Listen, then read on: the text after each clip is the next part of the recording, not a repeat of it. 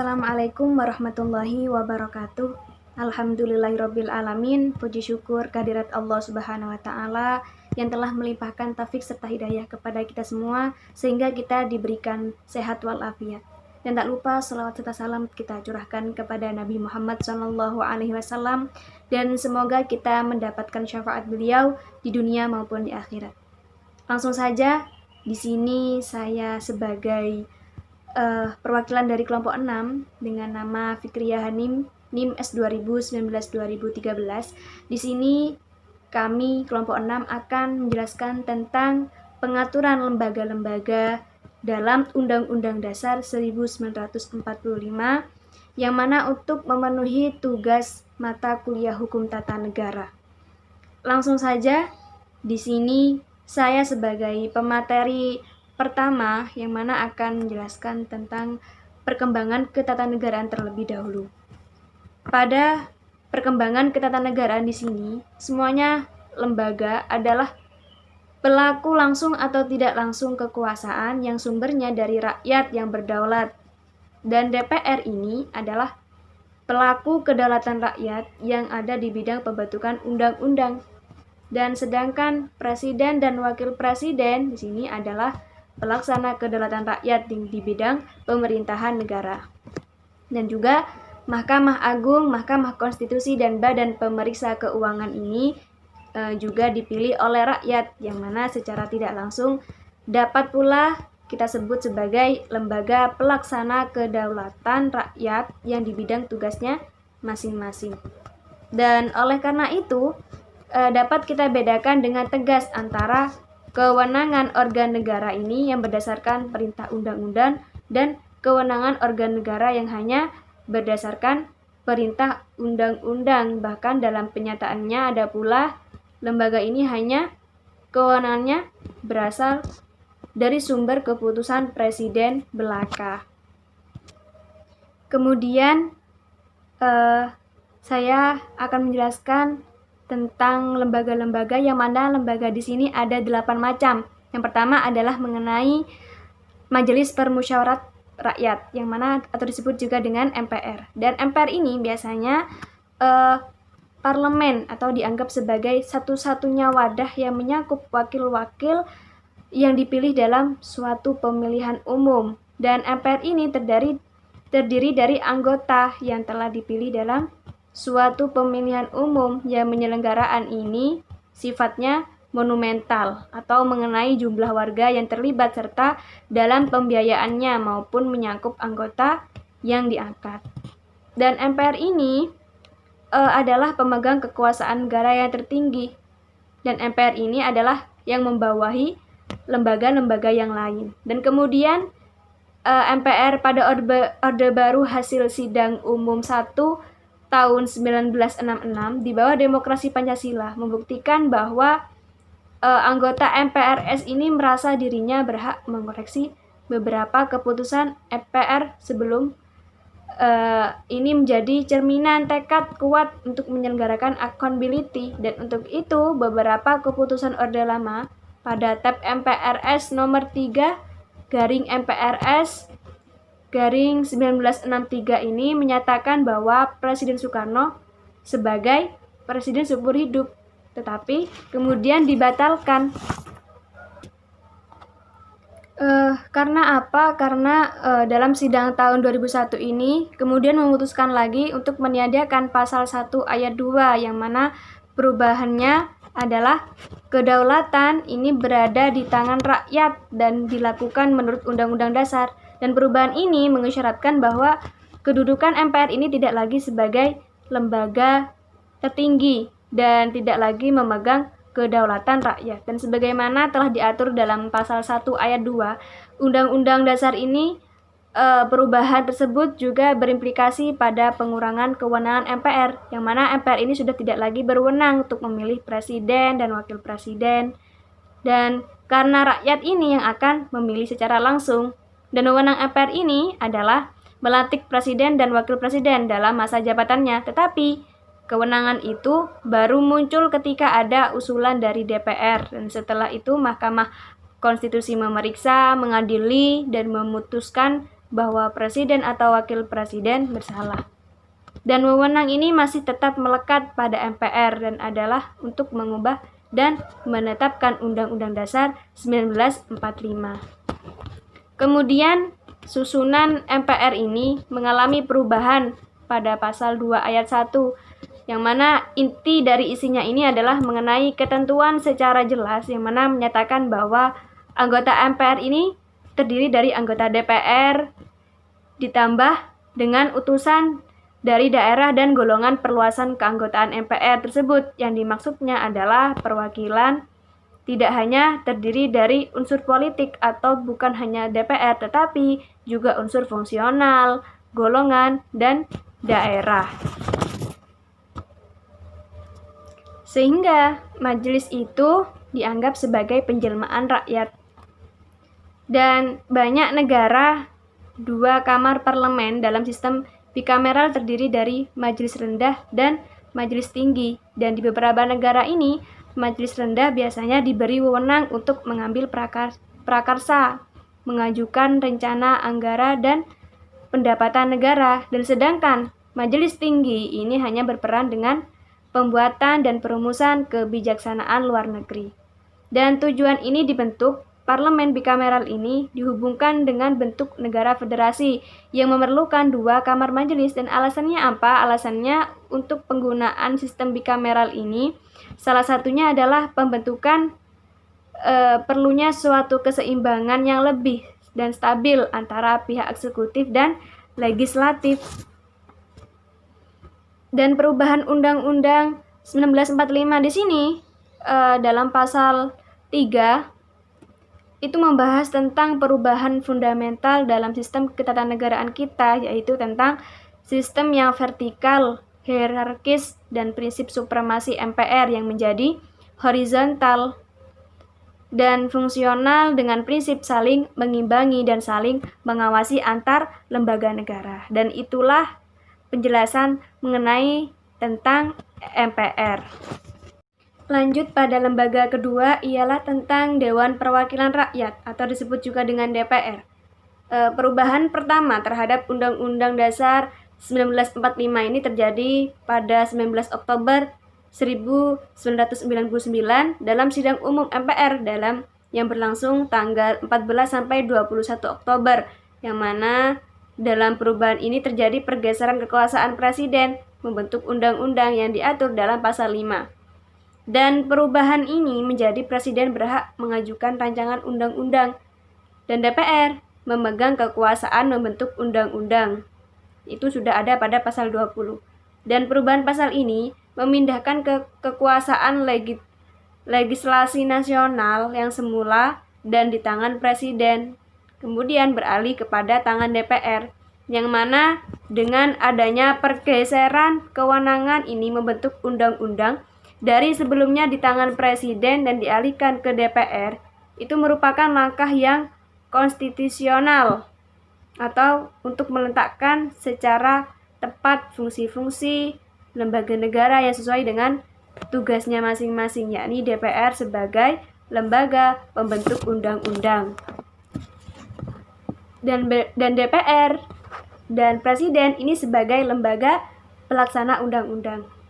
Dan kemudian Komisi Konstitusi ini, kata Buyung Nasution, ditugaskan untuk mengkaji Undang-Undang Dasar 1945. Hasil amandemennya justru mengusulkan agar rumusan pada pasal 20 ayat 5 di sini diperkuat dengan menambahkan kata harus, sehingga rumusan ini berbunyi presiden harus mengesahkan rancangan undang-undang yang telah disetujui besar untuk menjadi undang-undang dan selambatnya itu 30 hari setelah disetujui bersama dan wajib diundangkan.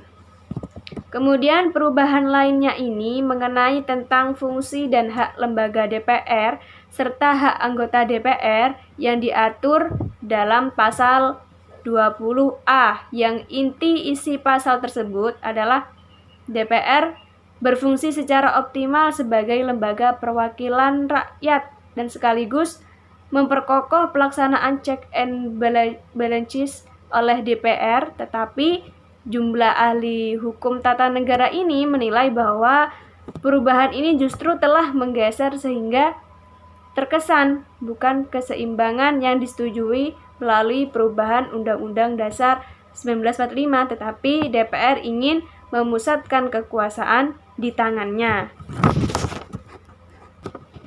Dan berdasarkan ketetapan MPR nomor 7/MPR/2000 tentang peran TNI yang perannya kepolisian negara Republik Indonesia, MPR ini juga mendelegasikan beberapa kewenangan kepada DPR, yaitu memberikan persetujuan kepada Presiden dalam hal mengangkat seorang Panglima TNI, yang itu sudah dijelaskan pada pasal 3 ayat 2, dan itulah tentang DPR, penjelasan tentang DPR. Lanjut pada lembaga ketiga ialah DPD atau Dewan Perwakilan Daerah, yang mana lembaga baru yang muncul melalui perubahan ketiga Undang-Undang 1945 ini antara lain DPD, dan adanya DPD dalam struktur ketatanegaraan Indonesia ini telah diatur pada pasal 22C, 22D, dan inti isi dari pasal 22C ini adalah tentang persyaratannya menjadi DPD, dan pasal 22D itu mengatur tentang wewenangnya DPD. Dan sebagai tindak lanjut dari ketentuan tersebut, itu telah mengeluarkan Undang-Undang Nomor 12 Tahun 2003 tentang pemilihan umum anggota DPR, DPD, dan DPRD. Pada pasal 2 menegaskan bahwa yang pertama ini, untuk dapat menjadi calon anggota DPD, itu peserta pemilu dari perseorangan harus memenuhi syarat dukungan yang tertentu. Dan kemudian syarat yang kedua adalah dukungan sebagaimana dimaksud pada ayat 1 tersebut, di sekurang-kurangnya ini 25% dari jumlah kabupaten atau kota di provinsi yang bersangkutan. Kemudian yang ketiga ini persyaratannya sebagaimana yang dimaksud ayat 1 dan 2 dibuktikan dengan tanda tangan atau cap jempol dan fotokopi KTP atau identitas lainnya yang sah. Dari ketentuan dalam Undang-Undang 1945 ini atau Undang-Undang Pemilu Anggota DPR, DPD, dan DPRD, dan Undang-Undang susunan ini kedudukannya MPR, DPR, DPD, dan DPRD ini mekanisme pengisian jabatan keanggotaan DPD, yang mana tampak lebih berat dan bila dibandingkan dengan mekanisme pengisian anggota DPR, dan peserta pemilu ini menjadi anggota DPD. Anggota DPD ini adalah perseorangan, dan sedangkan peserta pemilu untuk anggota DPR adalah partai politik. Jadi beda antara DPR dan DPD. Dan artinya dapat terjadi tokoh perseorangan yang akan tampil sebagai calon anggota DPD dan untuk menghadapi kesulitan luar biasa dan menggalang dukungan bagi dirinya. Dari penegasan dalam pasal 22D, 22E, dan pasal 22F ini terlihat bahwa Undang-Undang Dasar ini tidak mengatur secara komprehensif tentang DPD, atau pengaturan DPD sangat sumir, atau DPD ini sama sekali tidak mempunyai kekuasaan apapun, tetapi DPD ini hanya memberikan masukan, pertimbangan, usul, ataupun saran, sedangkan berhak memutuskan itu hanya DPR yang memutuskan. Tapi karena itu, keberadaan DPD ini di samping DPR tidak dapat disebut sebagai bikameralisme dalam arti yang lazim. Dan dalam pasal 42 ini sudah ditegaskan bahwasanya DPD ini dapat mengajukan kepada DPR rancangan undang-undang yang berkaitan dengan otonomi daerah atau berhubungan dengan pusat dan daerah, pengelolaan sumber daya alam dan sumber daya ekonomi lainnya, serta yang berkaitan dengan berhubungan keuangan pusat dan daerah. Dan DPR ini juga mengundang DPD untuk membahas sesuai tata tertib DPR atau pembahasan rancangan undang-undang yang dilakukan sebelum DPR. Dan membahas rancangan undang-undang ini adalah dengan pemerintahan. Dan dari penegasan isi pasal-pasal tersebut, itu tampak bahwa DPD ini tidak mempunyai hak sama sekali, hak inisiatif. dan mandiri dalam membentuk undang-undang. Dan di bidang ini yang berkaitan dengan masalah daerah. Dengan kata lain, DPD ini hanya sama sekali tidak memiliki original power dalam pembentukan undang-undang ataupun kekuasaan legislatif. Mungkin itu adalah penjelasan tentang DPD. Selanjutnya mengenai Presiden dan Wakil Presiden, serta Mahkamah Agung. Assalamualaikum warahmatullahi wabarakatuh. Nama saya Aisyah Saudatin Aini, NIM S 2019-2014. Di sini saya meneruskan penjelasan sebelumnya, yaitu tentang lembaga negara menurut Undang-Undang Dasar. Poin yang akan saya jelaskan yaitu tentang Presiden dan Wakil Presiden serta Mahkamah Agung. Baiklah, yang pertama, Presiden dan Wakil Presiden. Aspek perimbangan kekuasaan hubungan antara Presiden dan DPR, Presiden dan Mahkamah Agung tampak dalam perubahan pasal 13 dan 14. Perubahan terhadap pasal-pasal ini dapat dikatakan sebagai pengurangan atas kekuasaan Presiden yang sebelumnya dikatakan sebagai hak prerogatif. Perubahan pasal 13 berbunyi 1. Presiden dalam hal mengangkat duta, memperhatikan pertimbangan DPR. Yang kedua, Presiden menerima penempatan duta negara lain dengan memperhatikan pertimbangan DPR. Sebelum ada perubahan, Presiden sebagai kepala negara mempunyai wewenang untuk menentukan sendiri duta dan konsul serta menerima duta negara lain. Perubahan pada pasal 14, yaitu 1. Presiden memberi gerasi dan rehabilitasi dengan memperhatikan pertimbangan Mahkamah Agung. Kedua, Presiden memberi amnesti dan abolisi dengan memperhatikan pertimbangan DPR. Alasan perlunya Presiden memperhatikan pertimbangan dari Mahkamah Agung dan pemberian gerasi dan rehabilitasi adalah: pertama, gerasi dan rehabilitasi itu adalah proses justisial dan biasanya diberikan kepada orang yang sudah mengalami proses. Sedang amnesti dan abolisi ini lebih bersifat proses politik. Yang kedua, gerasi dan rehabilitasi itu lebih banyak bersifat perorangan, sedangkan amnesti dan abolisi bersifat massal. Perubahan lain terjadi pada mekanisme pemilihan Presiden Wakil Presiden sebagaimana diatur dalam pasal 6, yang sebelumnya berbunyi Presiden Wakil Presiden dipilih oleh MPR dengan suara terbanyak, yang kemudian dirubah menjadi Presiden dan Wakil Presiden dipilih dalam satu pasangan secara langsung oleh rakyat. Adanya perubahan dalam pemilihan Presiden dan Wakil Presiden secara langsung oleh rakyat, diharapkan rakyat dapat berpartisipasi secara langsung menentukan pilihannya. Undang-Undang 1945 menempatkan kedudukan lembaga-lembaga tinggi negara sederajat sehingga tidak dapat saling menjatuhkan atau membubarkan. Tradisi semacam ini ada dalam sistem pemerintahan parlementer. Misalnya dalam Undang-Undang Dasar sementara 1950, pasal 84 ditegaskan, Presiden berhak membubarkan DPR. Munculnya rumusan seperti itu sebagai penegasan bahwa Undang-Undang 1945 tidak menganut prinsip sesama lembaga tinggi negara dapat saling menjatuhkan. Dan Dewan Pertimbangan Agung atau DPA, yang dalam Undang-Undang Dasar 1945 kedudukannya adalah lembaga tinggi negara. Dengan perubahan keempat, Undang-Undang Dasar eksistensinya dihapuskan atau terdegradasi dari lembaga tinggi negara menjadi lembaga di dalam struktur pemerintahan negara. Rumusan baru pasal 16 yang berbunyi, Presiden membentuk suatu dewan penyimbangan yang bertugas memberikan nasihat dan pertimbangan kepada Presiden yang selanjutnya diatur dengan undang-undang.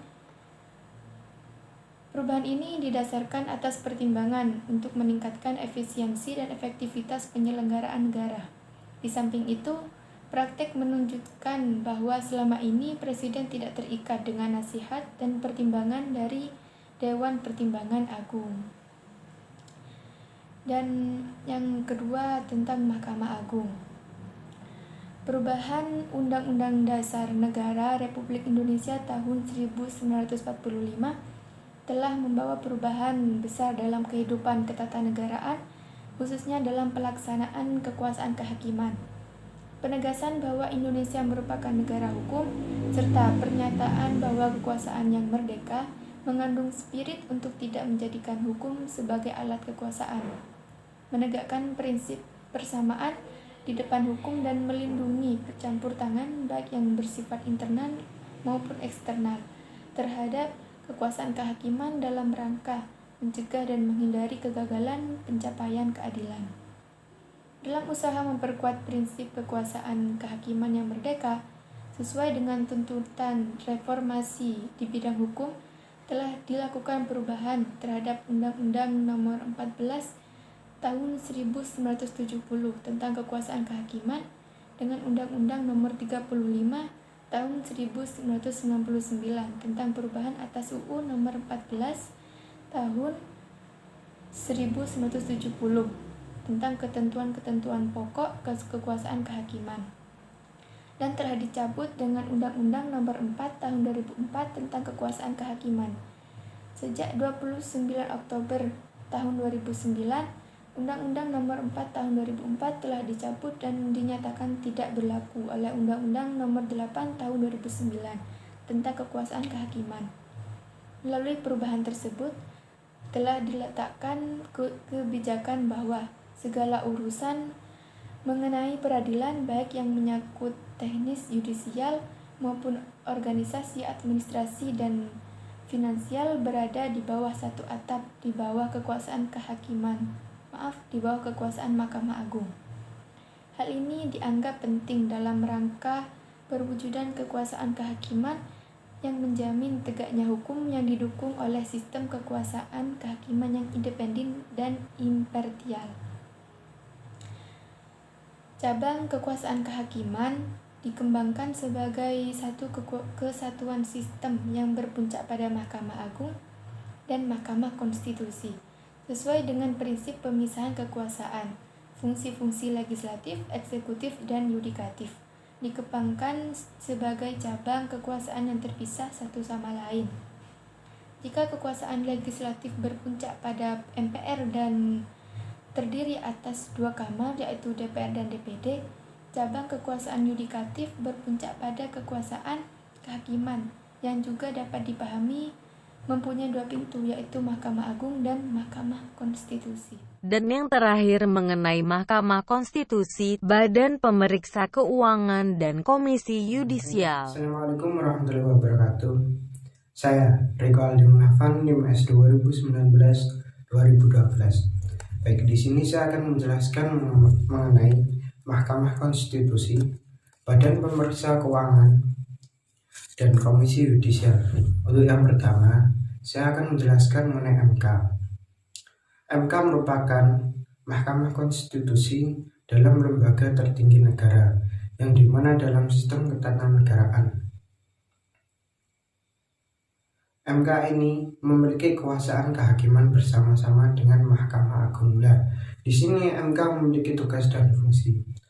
Fungsi MK yaitu sebagai penafsir konstitusi, sebagai penjaga HAM, dan sebagai pengawal konstitusi serta penegak demokrasi. Lalu, di sini MK juga memiliki tugas. Untuk yang pertama, MK berwenang mengadili pada tingkat pertama dan terakhir, yang putusannya ini bersifat final. Dan yang kedua, yaitu MK menguji undang-undang terhadap undang-undang dasar.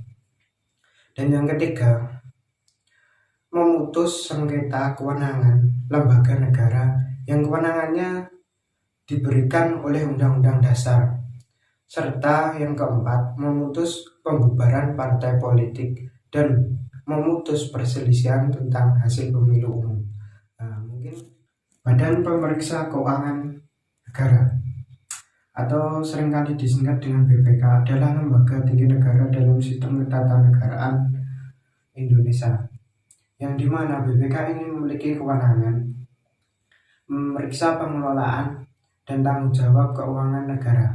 BPK merupakan lembaga dalam kategori mandiri dan bebas.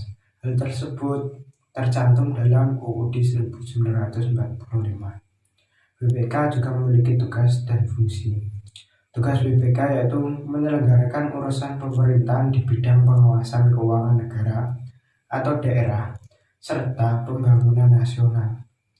Lalu fungsi BPK ada 3. Untuk yang pertama, fungsi operatif, merupakan pemeriksaan, pengawasan, dan penyelidikan atas penguasaan, pengurusan, dan pengelolaan kekayaan negara.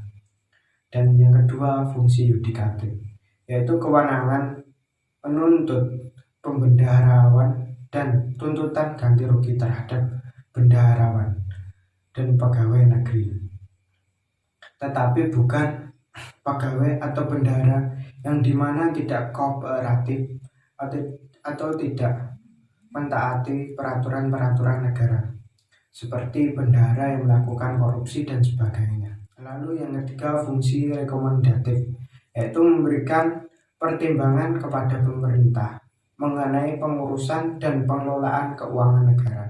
Komisi Yudisial atau seringkali disebut KY merupakan lembaga mandiri yang berwenang mengajukan pengangkatan hakim agung serta memiliki wewenang lainnya, yaitu menjaga dan menegakkan kehormatan, keluhuran, martabat, serta perilaku hakim. Komisi Yudisial ini dibentuk berdasarkan UU nomor 22 tahun 2004 dengan harapan masyarakat dapat menciptakan hakim yang transparan, merdeka, dan partisipatif.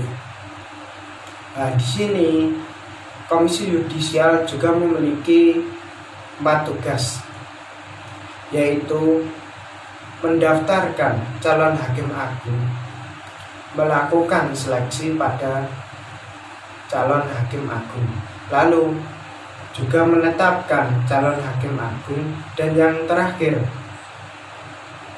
mengajukan pengangkatan hakim agung ke DPR. Mungkin itu saja yang dapat saya sampaikan. Beli burung parkir ke rumah Pak Kan, walau sedikit yang penting tidak membosankan. Sekian dan terima kasih. Assalamualaikum warahmatullahi wabarakatuh. Burung parkit burungnya Pak Somad, walau sedikit yang penting bermanfaat. Hahaha WKWK. Terima kasih.